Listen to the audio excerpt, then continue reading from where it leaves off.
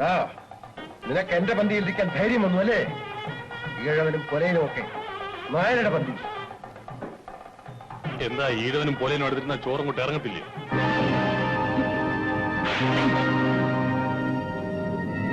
ഇത് പഴയ ഭീമൻകുട്ടിയല്ല.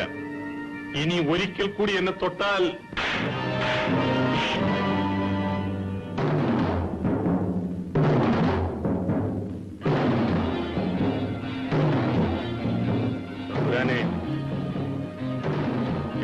തന്തയില്ലാത്തവനെ